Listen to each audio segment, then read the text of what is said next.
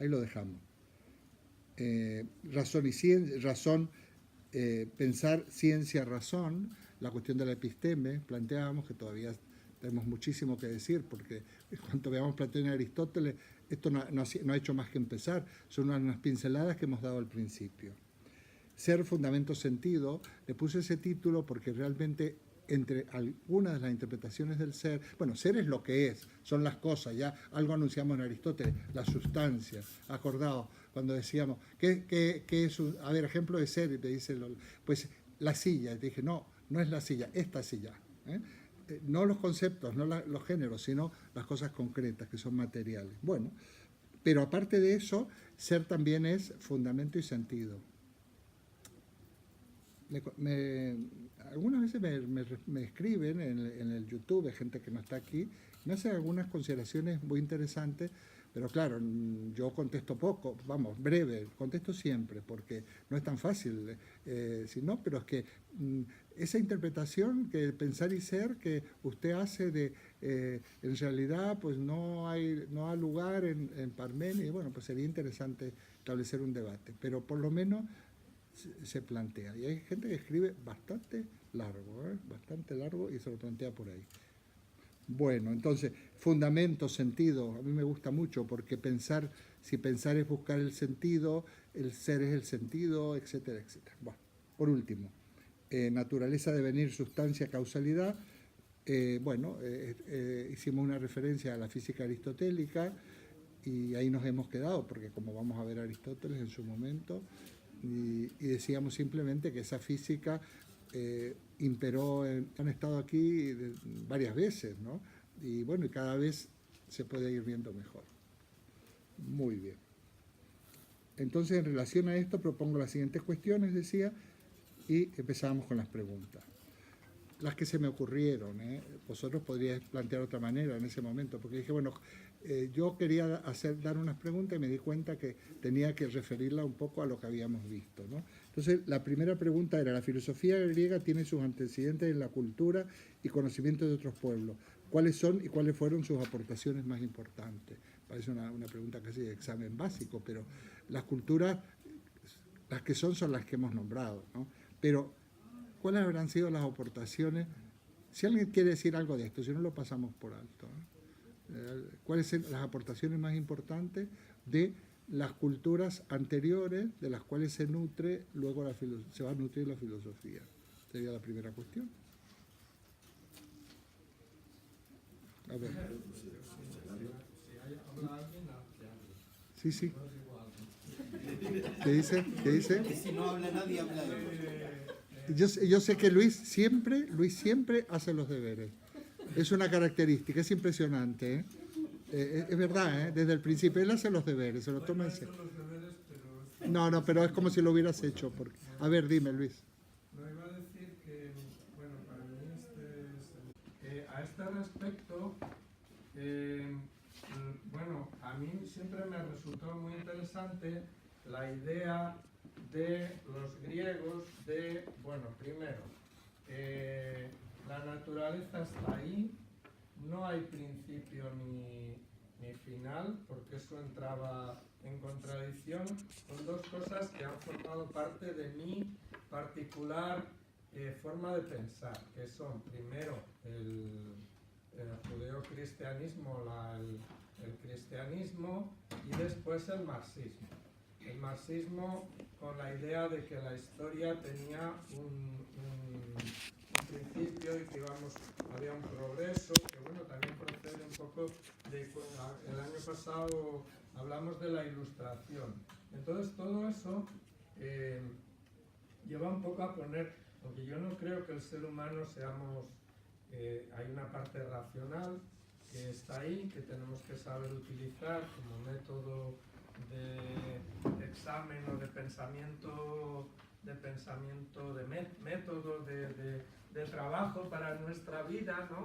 Pero hay una parte inconsciente. Pero es importante también deshacer esos elementos. Yo recuerdo cuando toda esa distinción que aprendimos un poco el año pasado de las ideas de Santo Tomás, las ideas de Kant respecto a la a la religión, ¿no? Que realmente esos pensadores, pues aunque creían en Dios, pues realmente para ellos, bueno, pues eso formaba parte de su bagaje personal, pero que no se les ocurría en muchos casos confundir la racionalidad y la ciencia con la religión. Todo eso pues es como una especie de examen de conciencia de mi forma de pensar, de cómo, bueno, pues de cuáles son las bases de lo que yo he creído, mi pensamiento, y que se han puesto un poco en cuestión, y creo que está bien, porque, bueno, volver al origen, volver a la idea esta de que formamos parte de la naturaleza, de que formamos parte de que, bueno, estamos también en sociedad, la sociedad es importante, pero que somos en realidad, y que no somos poca cosa, somos casi nada, pero que lo que tenemos que hacer es intentar vivir en ese cúmulo de cosas, bueno, pues en ese mundo en el que estamos, y luego pues ver los problemas un poco en perspectiva, analizar. Eso es un poco lo que yo pienso de lo que a mí me ha aportado la filosofía griega y la filosofía del seminario. ¿Tú crees que tú sabes que se habla de posmodernidad, ¿no? Y que yo pienso que la modernidad, no sé hasta qué punto está superada, por eso que llaman posmodernidad. Esto nos podría llevar a otra pregunta. ¿Tú crees que las cuestiones claves del pensamiento antiguo están superadas, por ejemplo? En esta línea, ¿eh? Bueno, yo he escuchado decir a alguien que la ciencia hoy día está dando respuesta a muchas preguntas. Yo dejo ahí esta idea para que porque sé que algunos que están aquí, bueno, Jesús piensa un poco eso, ¿no? Y tengo algún amigo que también piensa que la neurociencia pues es la base de muchos, da respuestas a muchos problemas. Yo no me atrevería a lo mejor a decir tanto. Pienso que estoy más en tu línea de que la filosofía y lo que los griegos aportaron siempre es interesante, y desde luego a mí me resulta muy curioso leer textos y cosas de hace 3000 años y darme cuenta de que el ser humano o los seres humanos siempre nos hemos planteado como el mismo tipo de preguntas y de cuestiones, ¿no? Siempre. Y bueno, hay un cierto avance, pero luego hay retrocesos, luego se vuelve y siempre se caen como en determinadas cosas. Entonces en ese aspecto es interesante volver a los orígenes. Sí, yo voy a dialogar un poquito porque al hilo de las aportaciones. Fijaos que hay como dos vertientes, ¿no? Lo que tú me dices es que la ciencia, la ciencia hoy en día está evolucionando de una manera como siempre, quiero decir, siempre ha sido muy sorprendente y además de una manera en progresión geométrica, ¿no? De una manera increíble. Pero esa sería la vertiente, en el fondo, de lo que Wittgenstein decía o llamaba aquello de lo que se puede hablar. Pero aquello de lo que no se puede hablar, y donde es mejor a veces callarse o expresarse o hablar de otra manera, es el terreno el mundo, podemos decir así, de la libertad, de la vida, básicamente de por supuesto, los sentimientos, tanto individuales como colectivos. Y ahí donde la pregunta que hacía Luis, me gusta que lo haya aclarado, o por lo menos haya abierto, iba más en la línea de que, por ejemplo, yo creo que ese sentido de la moira clásica, ¿no? El destino, sigue vigente. Hay mucha gente que sigue creyendo en el destino. Y no en todos los pueblos, según uno puede leer, sobre todo como el resultado de las investigaciones de los antropólogos, no todos los pueblos tienen esa visión del destino que tenemos nosotros, casi calcada de la tragedia griega, destino que además se cumple de una manera inexorable. Y eso influye como mínimo en nuestra vida personal y social, La vida personal, bueno, a veces nos puede llevar a una cierta actitud de resignación. Y en la vida social no digamos nada. Los políticos siempre roban, por lo tanto, pues como todos roban, pues yo voy a votar a los que roban, pero los míos. Porque no voy a votar, porque todos roban. Entonces, todos roban, entonces por lo tanto yo voto a los míos. O directamente, como todos roban y todos mienten, pues yo no voy a votar. Y todo eso influye, ¿eh? El tema de, por ejemplo, del destino. Sí. Ha levantado él y luego viene Teresa. Sí, otro día que hablaste del destino me quedé con ganas de hablar del tema. Vamos a ver, es que hay que ponerse de acuerdo en lo que significan las palabras para poder precisar, ¿no? En la idea clásica de destino yo no creo, pero vamos a ver, siempre hemos estado diciendo que las circunstancias en que uno vive, físicas, sociales, psicológicas, culturales, influyen en su comportamiento. Hasta el punto de que que podría llegar a opinarse que el comportamiento que tenemos en un momento determinado estaba ya determinado por los datos previos que habíamos recibido. Es como un ordenador.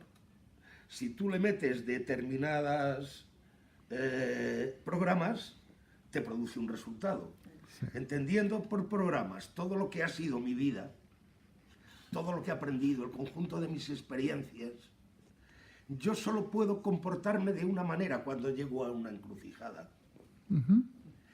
Yo en realidad no elijo cuando llego a una encrucijada, sino que elijo lo que tengo que elegir de acuerdo a la programación previa que ya tenía. Muy bien, muy bien. En ese sentido, claro, no es un destino externo a mí, ¿no? Sí, estoy de acuerdo, sí. Pero es otro concepto, no es el de la tragedia clásica. Bueno, aunque también, porque también Edipo cree que está ejerciendo su libertad cuando va camino de Tebas. Sí. Y en realidad lo único que hace es hacer el camino que ya le habían marcado, ¿no? Sí. No, me parece muy interesante tu apreciación, porque yo estoy de acuerdo. Por supuesto que estamos, fíjate, yo hablo de que el determinismo radical es terrible, pero que estamos determinados.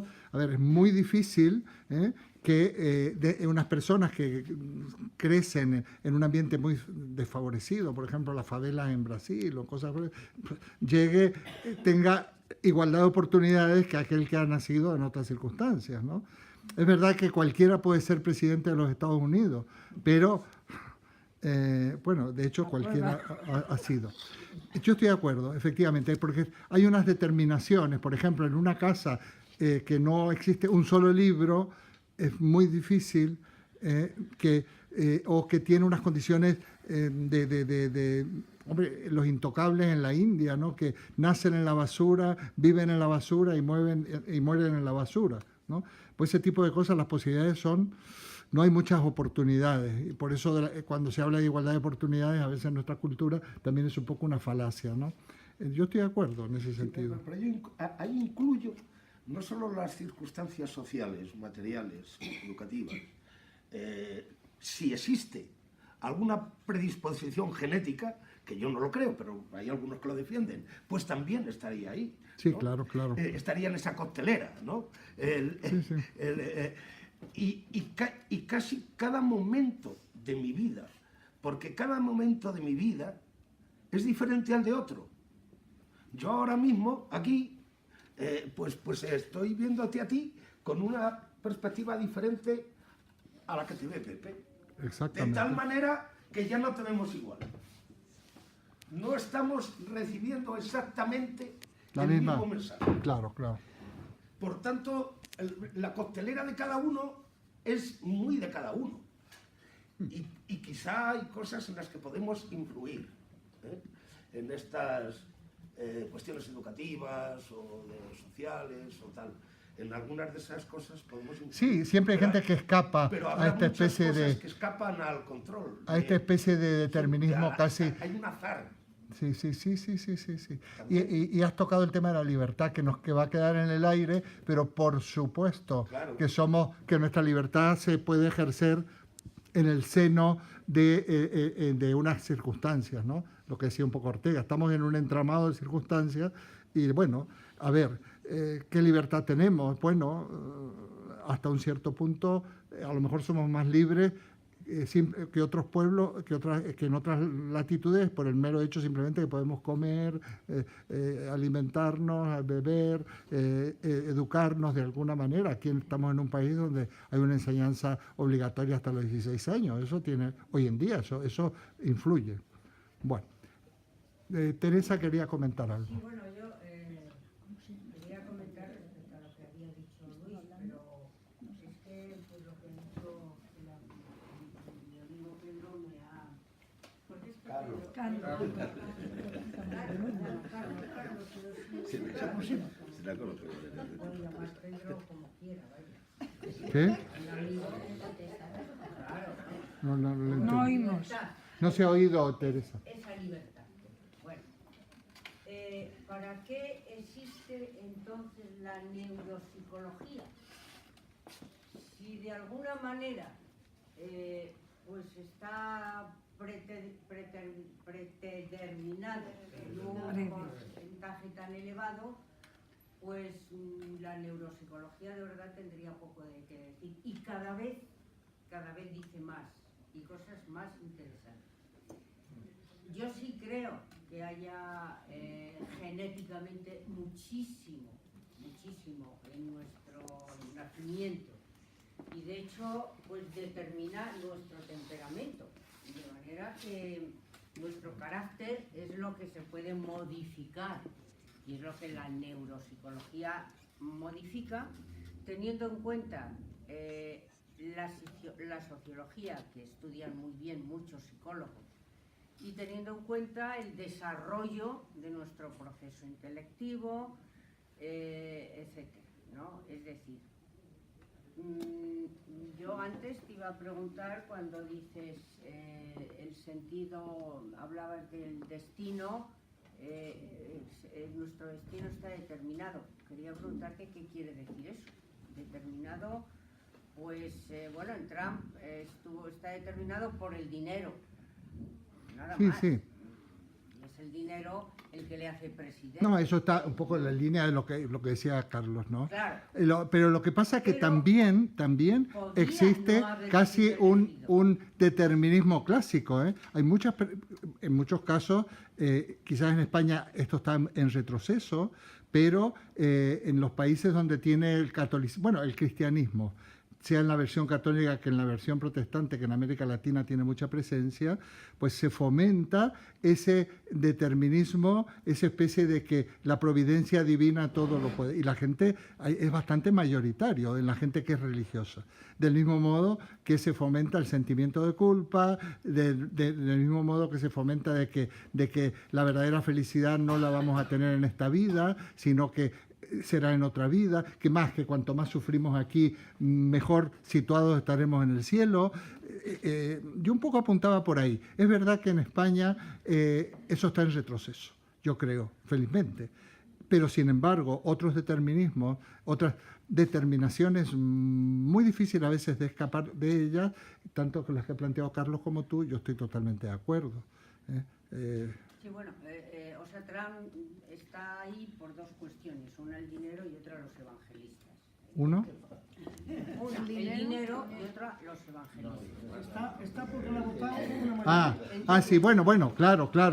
Bueno, eso por supuesto. Democráticamente está votado porque él también ha generado ciertas corruptelas. O sea, que lo de la votación libre yo le pongo muchas comillas, muchas comillas. Lo de la libertad en América, siendo un país que de verdad tiene y goza de unos principios de libertad grandes, sobre todo en lo que es el poder decir cosas, ¿no? pues la libertad, ven a ver que yo la relativizaría. ¡Oh Dios! ¿Cómo estoy yo? Y no he bebido, os lo aseguro. Pues ya verás dentro. Bueno, luego respecto, y muy brevemente, a lo que dice Luis, vamos a ver, yo lo que creo que los griegos han establecido son esquemas que luego han seguido un proceso. Y los esquemas no es que, o sea, no es que se superen, son base de, por ejemplo, el marxismo está superado. Bueno, el marxismo pues puede estar superado, pero desde luego el esquema que plantea Marx, superar quiere decir, en sentido biológico, incorporar. Entonces nosotros hemos incorporado, y de no haber existido la cultura griega, pues bueno, ese proceso no hubiera seguido ese esquema, y en ese sentido es fundamental. Bueno, está superada, es de una validez absoluta, pero como esquema, Ya. como esquema, a mi entender. Muy bien. Tengo levantada la mano de Álvaro y de Andrés. Paso. Pasa palabra. Bueno, Andrés. Hablabas antes, Eduardo, del destino. Y desde la perspectiva científica de hoy día, hay quien dice que en la década de los 50, estoy hablando de cada esquina, habremos conseguido ya la inmortalidad del hombre. Es decir, el hombre no morirá por envejecimiento. Se consigue a través de genética en que las células sean siempre jóvenes, por lo tanto, no morirá. Entonces, la preocupación del destino variará completamente. Es un parámetro que tendrá que dar una vuelta enorme. O sea, ¿de qué moriremos? ¿Por accidente? ¿Por qué nos matan? Aburrimiento. Es decir, el hombre genéticamente, a partir de los años 50, hay científicos que dicen que ya podrá vivir eternamente, porque no envejecerá. El hombre no envejecerá. Pero no solamente eso, después hablamos también de comportamientos humanos, muchas veces motivados por herencias genéticas o por consideraciones genéticas de la persona. Pero es que hoy día ya los genes, se sabe ya muchos qué es lo que hacen, y se puede cortar parte de ese gen y sustituirlo por otra cosa que cambia, modifica la actuación de la persona. Luego, significa que, debido a los avances que está dando en ciencia, sobre todo a la ingeniería genética, la evolución del hombre y del pensamiento del hombre es que va a tener que cambiar todos los parámetros que hemos dado hasta ahora, porque es que lo que decíamos que sí, pues ahora parece ser que sí, pero será una revolución del pensamiento humano enorme. Ya. No, esto está respondiendo también a una de las cosas que decíamos al principio, ¿no? ¿Qué cosas estaban ahí presentes y se han sido superadas o no? Probablemente, vamos, con seguridad, yo creo, estamos en una época de confluencia, en donde aquellas ideas base, ideas fuerzas, aquellos esquemas que decía Teresa, han llegado hasta aquí, y por supuesto que se está produciendo un cambio importante. Hay una zona de turbulencia, como cuando se junta en el estrecho de Magallanes el Atlántico con el Pacífico. Por otros días han callado sí, es un terreno terrible porque se pasa de un océano al otro, y esto es bastante traumático, puede ser. Es verdad, y por supuesto las TIC, que ya no son nuevas tecnologías, porque ya no son tan nuevas, pero antes se hablaba de las nuevas tecnologías, pues están influyendo enormemente, ¿no? Bueno, pues, ¿alguna cuestión? ¿Alguien quiere comentar? Sí, está allí Roberto y Brígido. Estoy haciendo de todo hoy yo, de camarógrafo, de moderador. ¿Tú también, Jesús, querías comentar algo o no? Sí, quería comentar muchas cosas. Es el primero que Jesús, le toca a Jesús. Dejemos a Jesús, que lleva un buen rato. Jesús. Luego viene Roberto y luego viene Brígido. Bueno,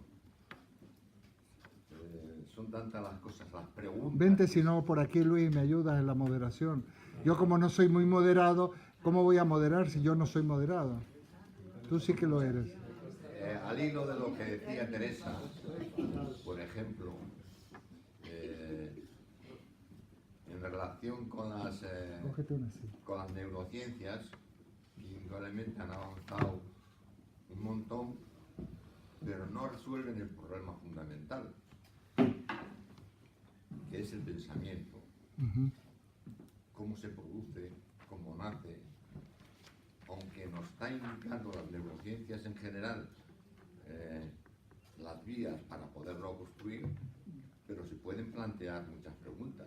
Bueno, sí, pero eso responde a una evolución. Los seres humanos pueden haber evolucionado de otra manera. Entonces, sí, eso por supuesto. Ello daría a otra forma de construir el pensamiento. Estoy de acuerdo. Entonces, claro, sí, pero ello significa determinado grado de predeterminación. Bueno, determinada forma de condicionarse. Estamos muy condicionados por todo lo que es nuestros ancestros, nuestra propia evolución, que no sabemos muy bien exactamente cuándo ha empezado, cómo ha empezado. ¿Y por qué? Claro, sí. Toda esa serie de preguntas están por responder. Otra cuestión que se me plantea, al hilo de lo que se decía anteriormente, es sobre la filosofía, que los grandes problemas de la filosofía efectivamente hoy los resuelven otros conocimientos.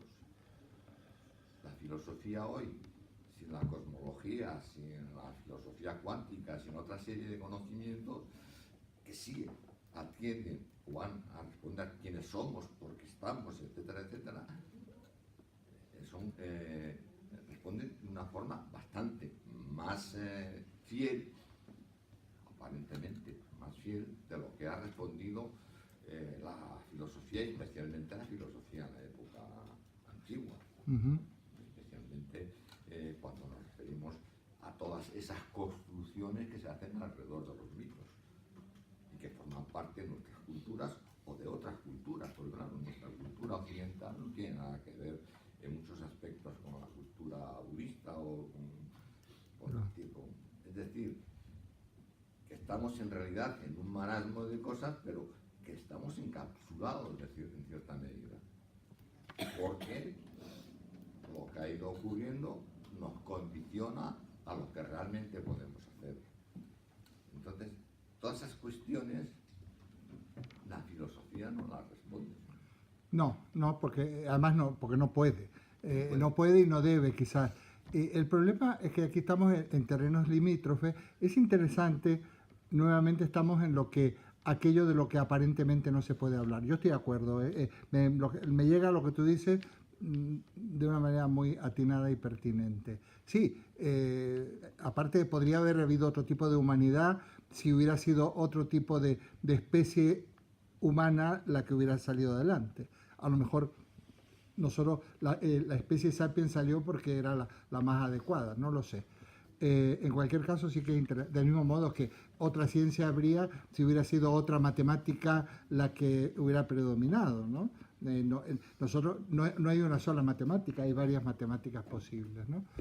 Me parece interesante, pero nuevamente estamos en lo que no se puede hablar y me venía lo siguiente. Estoy en el coloquio como vosotros, no estoy aquí en plan profesoral. ¿Sabes qué pasa? Que a mí me ocurre un poco esto de cuando yo oigo neurociencia, se me produce un cierto escalofrío. ¿Sabéis por qué? Porque en el fondo sé más de por qué funciona un televisor que qué son las neurociencias. Es simplemente desidia, ¿no? Pero a veces hay como una especie hay unos límites que pasas de la neurociencia a la neurociencia ficción, ¿no? Entonces, y entonces hablamos de oída, no digo por favor los que están aquí, lo que yo oigo por ahí, ¿no? Porque se mezcla una serie de términos que parece que te pueden programar, desprogramar, no sé qué, que el cerebro se puede manipular.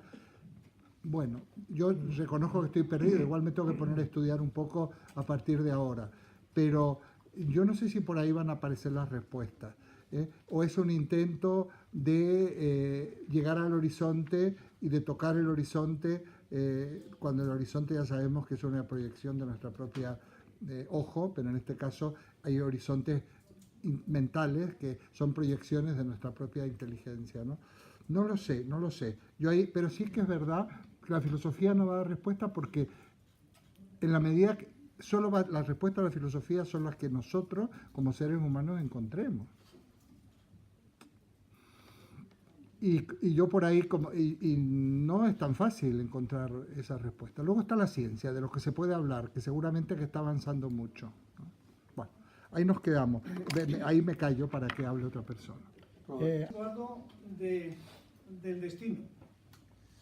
Y desde la perspectiva científica del día, hay quien dice que en la década de los 50, estoy hablando de cada esquina, habremos conseguido ya la inmortalidad del hombre. Es decir, el hombre no morirá por envejecimiento. Se consigue a través de genética en que las células sean siempre jóvenes, por lo tanto, no morirá. Entonces, la preocupación del destino variará completamente. Es un parámetro que tendrá que dar una vuelta enorme. O sea, ¿de qué moriremos? ¿Por accidente? ¿Porque nos matan? Aburrimiento. Es decir, el hombre genéticamente, a partir de los años 50, hay científicos que dicen que ya podrá vivir eternamente, porque no envejecerá. El hombre no envejecerá. Pero no solamente eso, después hablamos también de comportamientos humanos, muchas veces motivados por herencias genéticas o por consideraciones genéticas de la persona. Pero es que hoy día ya los genes, se sabe ya muchos qué es lo que hacen, y se puede cortar parte de ese gen y sustituirlo por otra cosa que cambia, modifica la actuación de la persona.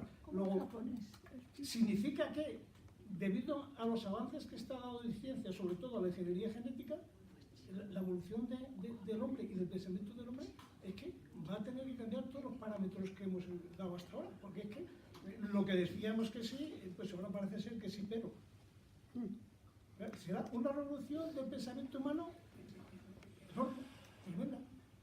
Ya. No, esto está respondiendo también a una de las cosas que decíamos al principio, ¿no?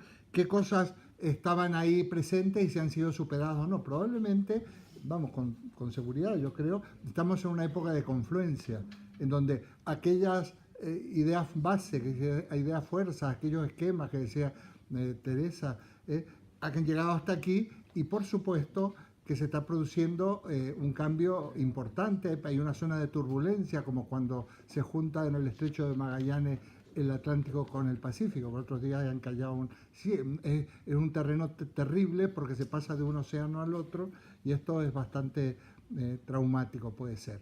Es verdad, y por supuesto las TIC, que ya no son nuevas tecnologías, porque ya no son tan nuevas, pero antes se hablaba de las nuevas tecnologías, pues están influyendo enormemente, ¿no? Bueno, pues, ¿alguna cuestión? ¿Alguien quiere comentar? Sí, está allí Roberto y Brígido. Estoy haciendo de todo hoy yo, de camarógrafo, de moderador. ¿Tú también, Jesús, querías comentar algo o no? Sí, quería comentar muchas cosas. Es el primero que Jesús, le toca a Jesús. Dejemos a Jesús que lleva un buen rato. Jesús. Luego viene Roberto y luego viene Brígido. Bueno, son tantas las cosas, las preguntas. Vente si no por aquí, Luis, me ayudas en la moderación. Yo como no soy muy moderado, ¿cómo voy a moderar si yo no soy moderado? Tú sí que lo eres. Al hilo de lo que decía Teresa, por ejemplo, en relación con las neurociencias, indudablemente han avanzado un montón, pero no resuelven el problema fundamental, que es el pensamiento. Cómo se produce, cómo nace, aunque nos está indicando las neurociencias en general las vías para poderlo construir, pero se pueden plantear muchas preguntas. Bueno, sí, pero eso responde a una evolución. Los seres humanos pueden haber evolucionado de otra manera. Entonces, sí, eso por supuesto. Ello daría a otra forma de construir el pensamiento. Estoy de acuerdo. Entonces, claro, sí, ello significa determinado grado de predeterminación. bueno, determina determinada forma de condicionarse. Estamos muy condicionados por todo lo que es nuestros ancestros, nuestra propia evolución, que no sabemos muy bien exactamente cuándo ha empezado, cómo ha empezado. Y por qué, claro, sí. Toda esa serie de preguntas están por responder. Otra cuestión que se me plantea, al hilo de lo que se decía anteriormente, es sobre la filosofía, que los grandes problemas de la filosofía efectivamente hoy los resuelven otros conocimientos.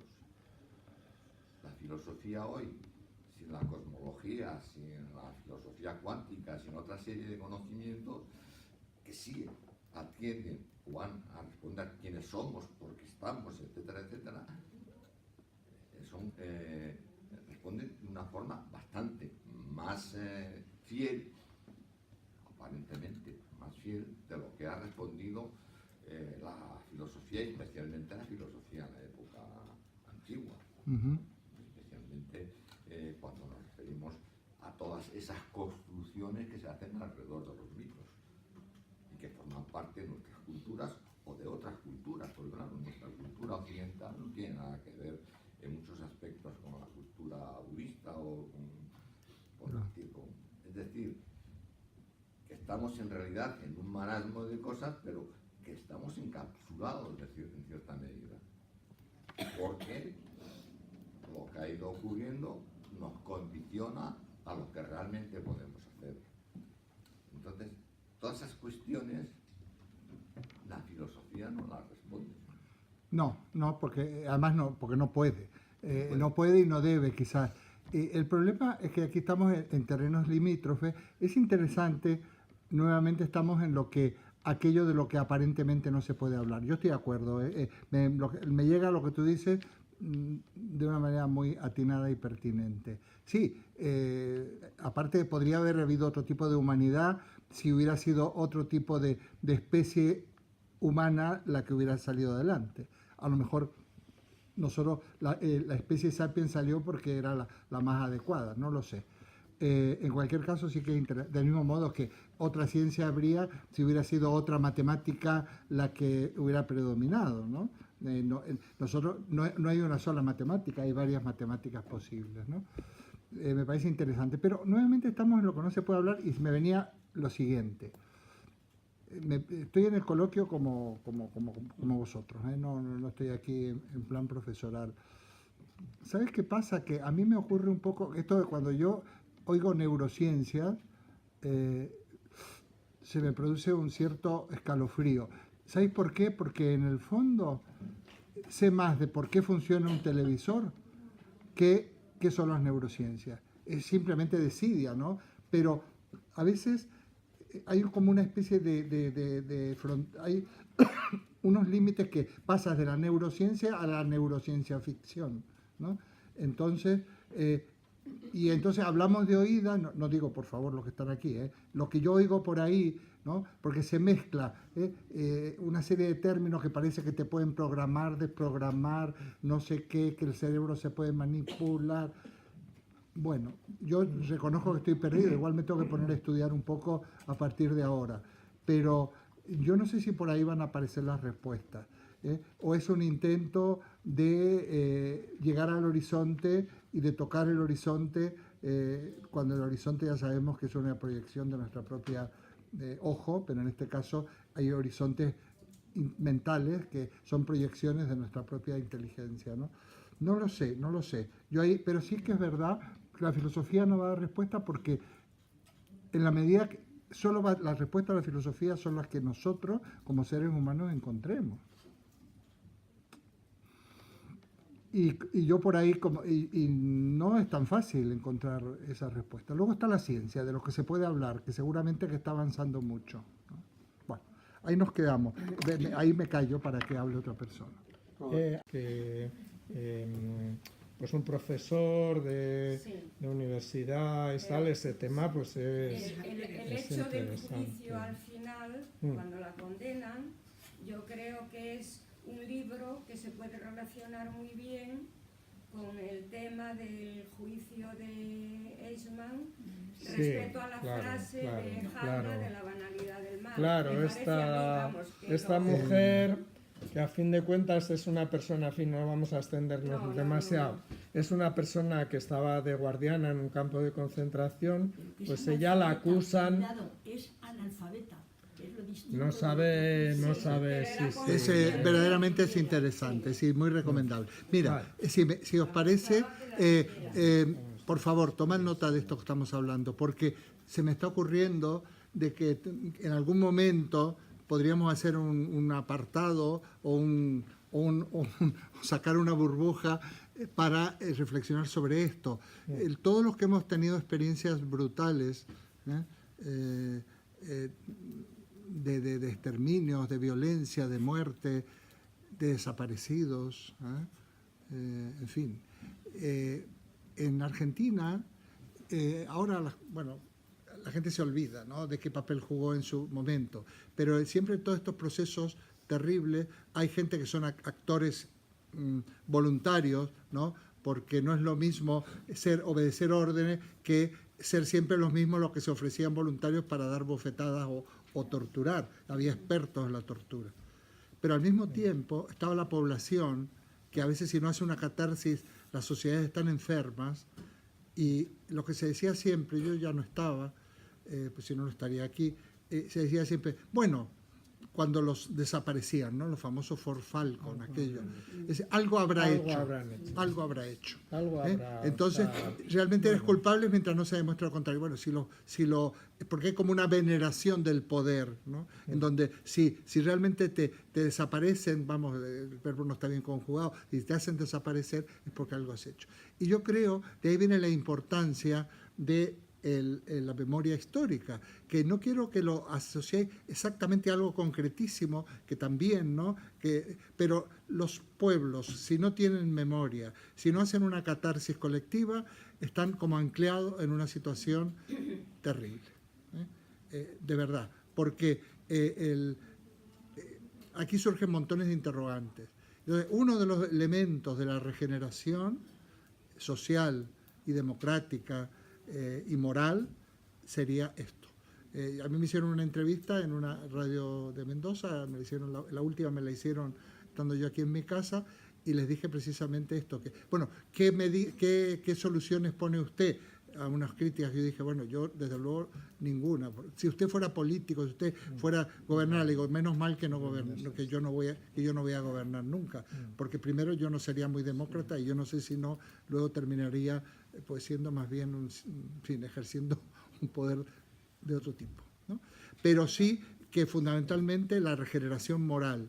Esto habría que concretar qué significa la regeneración moral. No puede ser que no se hayan reparado. Cuando los que hemos sufrido otro tipo de agresiones, no tienen nada que ver con lo político, hasta que la sociedad nos reparó el daño, no nos sentimos liberados. Y yo lo he vivido en carne propia, Los que conocen mi historia personal, no estoy hablando de política, estoy hablando de cuando la sociedad reconoce, cuando, por ejemplo, cuando la sociedad no duda de la chica que fue violada por los de la manada, esa chica, la única posibilidad que tiene es que la sociedad, a través de los jueces, realmente reconozca que ha sido una víctima. La importancia de que la única manera de no tener una vida terrible es que la sociedad reconozca eso. Entonces, ahí hay temas, ahí entramos en la culpa, en la responsabilidad, en el compromiso, una serie de términos que a lo mejor en algún momento nos podemos reunir, ¿no? Carmen, Hanna efectivamente era una analfabeta relativa, porque la gustaba aprender. Ana, no. no, estamos hablando de la La gustaba que la leyeran. Claro. que la Y la leyeran. avergonzaba. Hay analfabetos peores, que saben leer. Muchísimo peor. Bueno, igual tuvo tiempo una vez que aprendió a leer, y precisamente por eso tuvo tiempo, con todos los años que pasó en la cárcel, de tomar conciencia, quizás de redimirse de alguna manera. Luego, yo solamente, vamos, dos dudas. Por ejemplo, el hijo de judíos que le forman los nazis y denuncia a sus padres. O sea,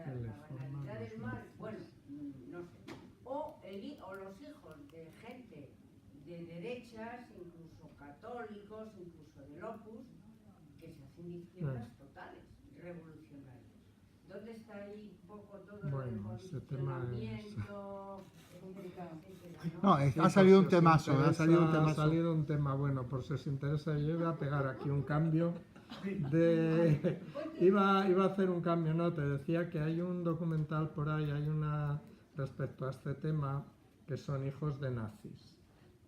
Hijos de nazis, que bueno, de nazis un poco de segundo nivel, que bueno, de segundo, a ver, uno es el subintendente de Polonia o de no sé qué, y otro es el hijo del que formuló esto de la solución final en la conferencia de Wannsee. Entonces estos señores se vuelven a encontrar con un tercero, que es el que hace, que es un señor del que me suena haberos hablado, porque es una persona de origen judío, un jurista muy importante que escribió ese libro de Calle Este-Oeste. Bueno, entonces este señor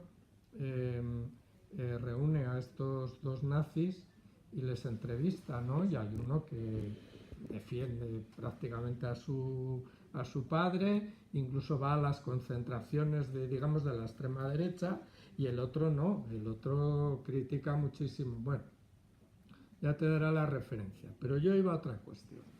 A ver, efectivamente habéis planteado el tema del aprendizaje del ser humano, de la curiosidad, que bueno, aquí hay muchos maestros. Aquí hay muchos maestros y profesores, entonces yo voy a plantear un problema filosófico que para mí me plantea eso, y es cómo el sistema de enseñanza y la sociedad es tan malo a veces como para destruir en los niños y en los adolescentes y en los seres humanos ese interés natural por aprender. Y digo, yo que estoy viviendo o estoy asistiendo como alumno a diversos grupos para aprender música y tal, me doy inmediatamente cuenta de cómo esos profesores que hay a veces y esas personas y ese sistema, en realidad lo único que pretende es tú te callas, tú haces lo que tienes que hacer, que estamos de acuerdo que tiene que haber un orden en un grupo, aquí mismo no podemos hablar, estamos de acuerdo que tiene que haber, pero te das cuenta de que muchas veces el profesorado lo único que primero, no se ha planteado nunca cómo ha aprendido él algo, porque quiere decir, ¿tú cómo has aprendido? Plantéate, porque es que la gente no aprende igual que tú, cada uno aprende de una manera. Y luego ese autoritarismo, autoritarismo que a lo mejor ahora ya no es como el de antes, pero es el hecho de que lo único que en muchos casos sirve el sistema y todos, todo el mundo, incluido a veces los padres que quieren ahora que sus hijos aprendan no sé qué, ahora hay que aprender inglés, ¿no? Y hay que saber y cantar no sé qué, aprender inglés es cantar canciones y decir arms y legs y color, no sé qué, eso es aprender inglés. Y entonces es como de risa, ¿no?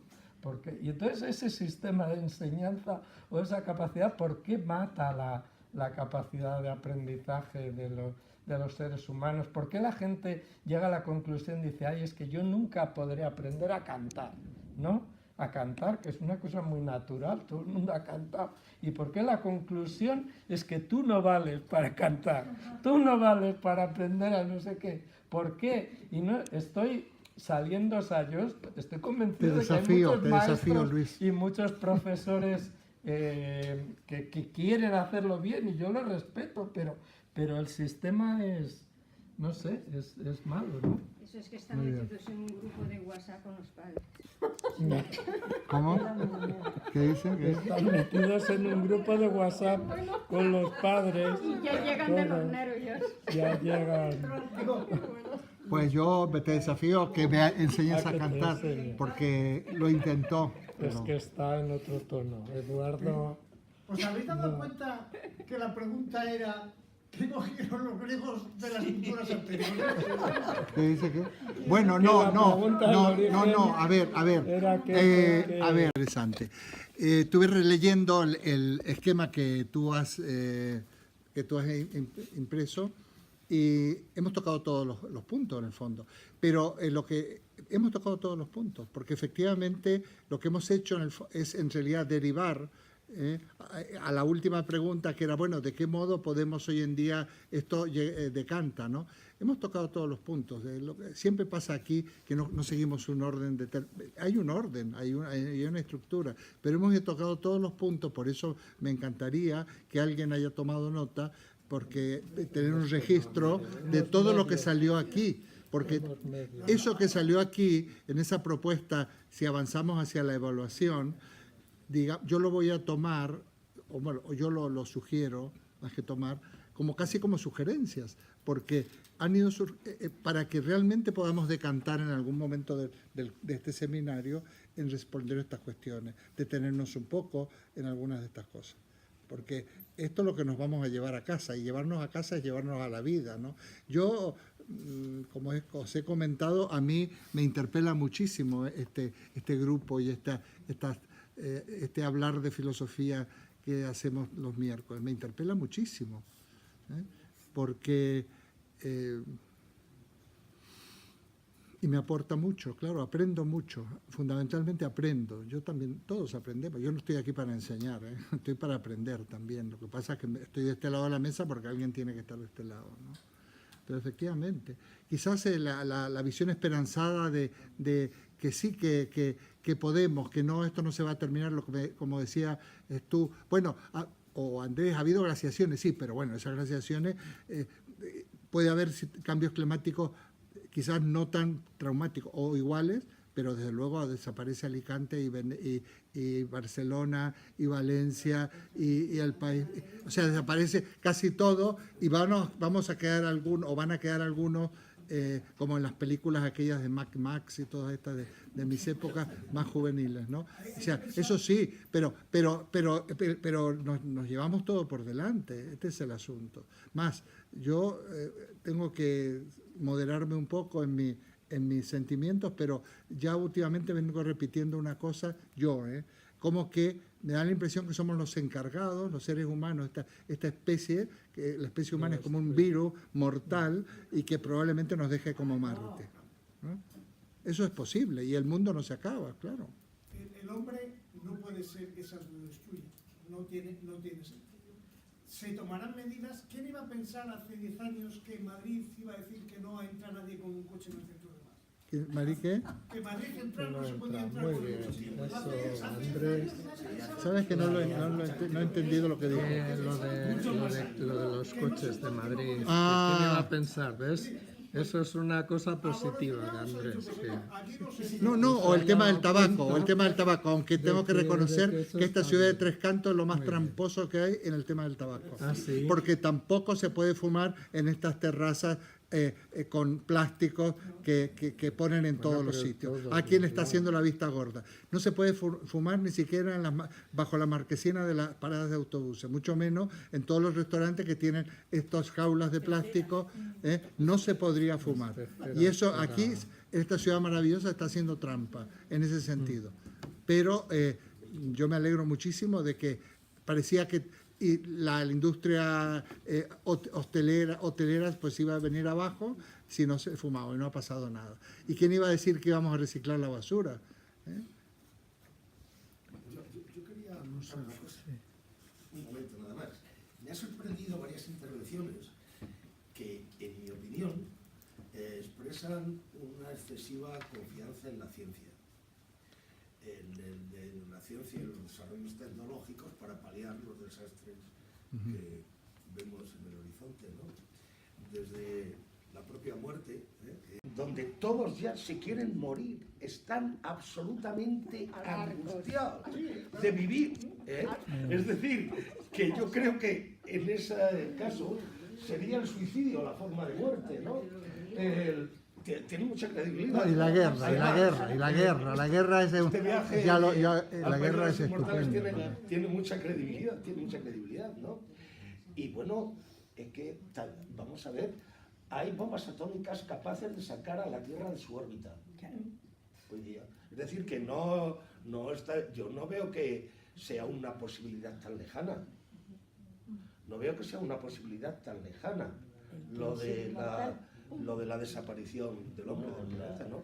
Hay un libro a propósito de Carlos París que yo recomiendo, escrito hace como en los años 80 por ahí, que se llama Crisis de la civilización nuclear, y recomiendo porque es un filósofo que ha escrito muchísimo, muy importante y muy poco a veces considerado.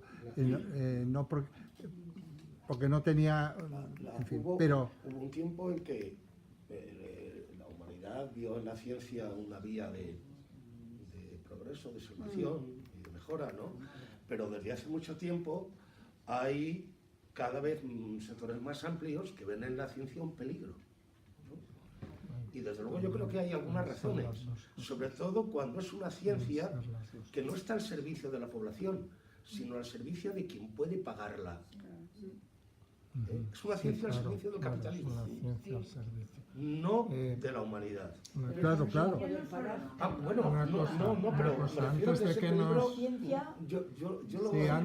Antes de que nos vayamos, esta última sesión era para que cada uno sacara conclusiones o pudiera expresar. Entonces hay personas aquí que no han hablado y que, bueno, pues que pueden si quieren decir, si quieren, pues, claro, si quieren, ¿no? Porque, no, a mí me interesa mucho decir...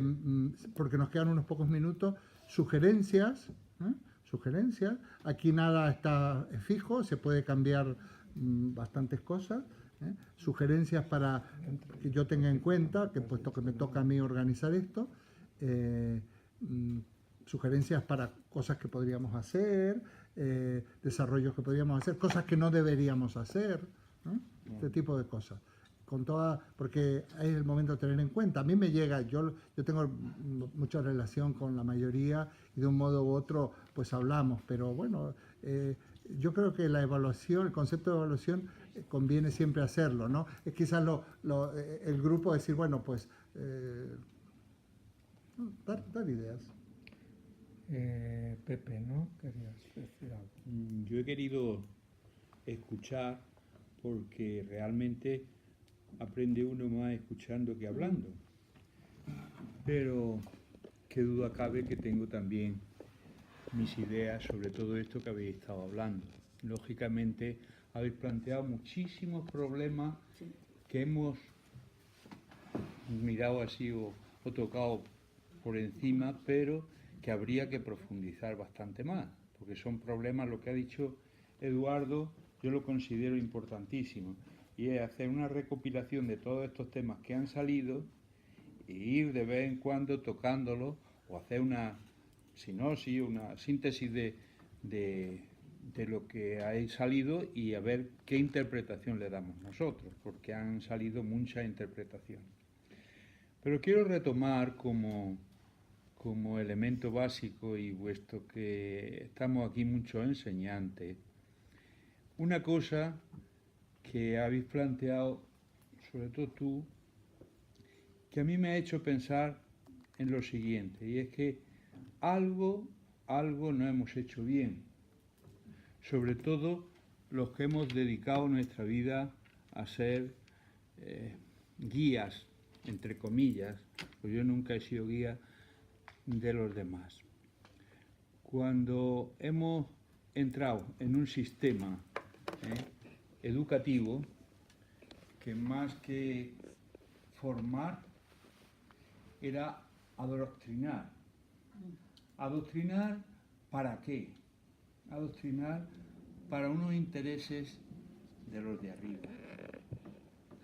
Cosa que muchos profes pues no hemos hecho, no hemos rebelado de forma sui generis contra eso, ¿no?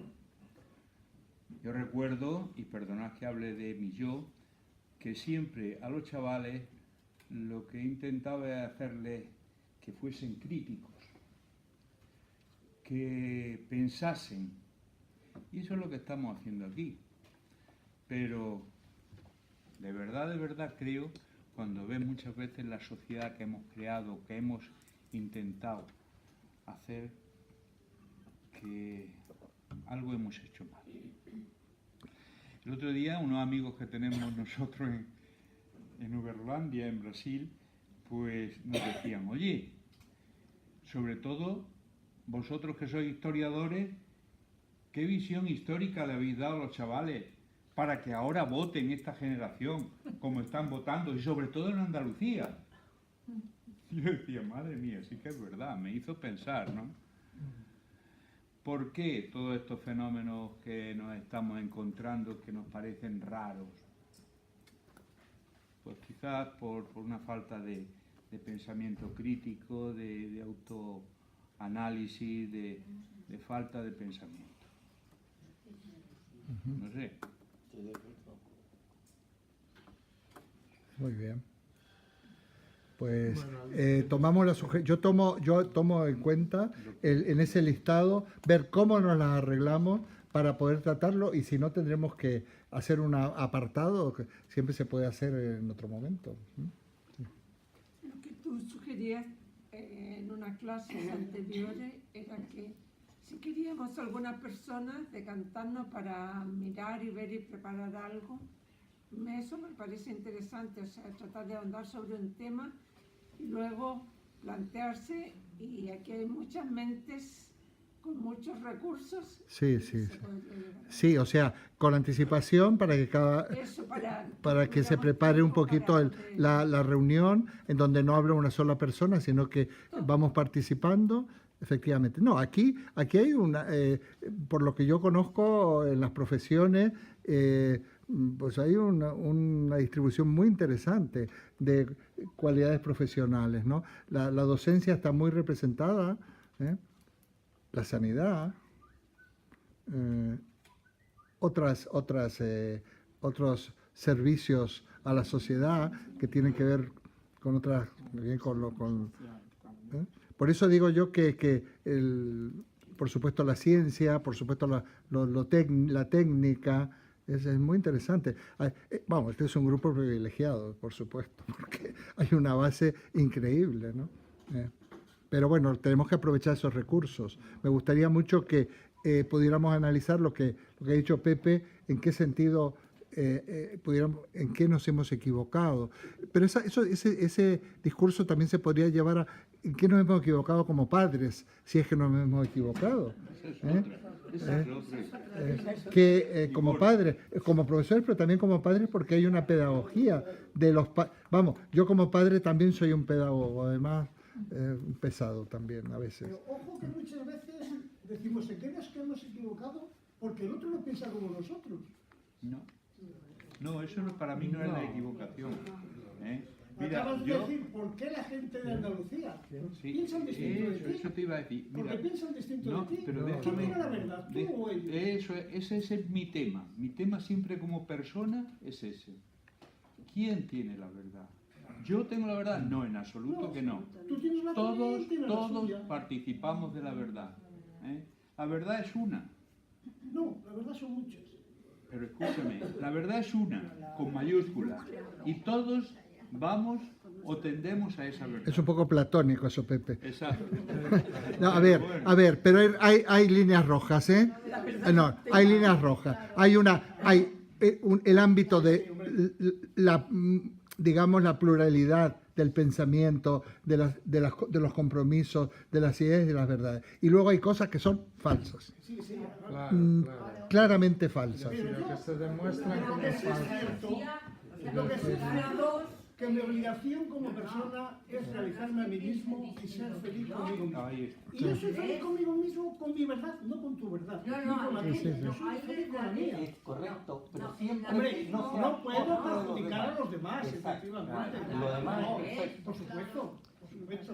Pero, por ejemplo, los discursos xenófobos, yo podría demostrar teóricamente, cuando digo teóricamente digo con un rigor, que es falsedad pura.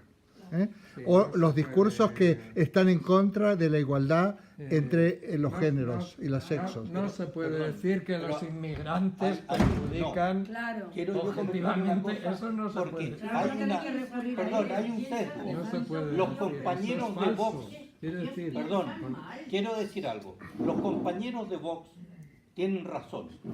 Y voy a decir por qué. porque ellos están tan indignados como los del 15M. Es así. Y eso, el golpe de Vox ha sido porque esa indignación no se percibía. Todos pensaban, bueno, cuando apareció el 15M tampoco, era era así. Entonces, ese es el proceso. Esta es la indignación de la derecha. Y el otro era la indignación de todos que después se transformó en izquierda. Pero... Hablamos de indignación de derecha y si lees la prensa, hay muchos que ellos se confiesan, o sea, no es que nadie se lo invente. Haber sido toda la vida votantes del Partido Comunista, del Partido Socialista, y ahora han votado a Vox. Por desilusión. Pero bueno, yo no he leído los análisis sociológicos de los votantes, que son interesantes. Tampoco hay tanto voto de la izquierda que se haya ido a Vox todavía. En unas cosas que en otras, es decir, más que en las diferencias. Vamos a ver.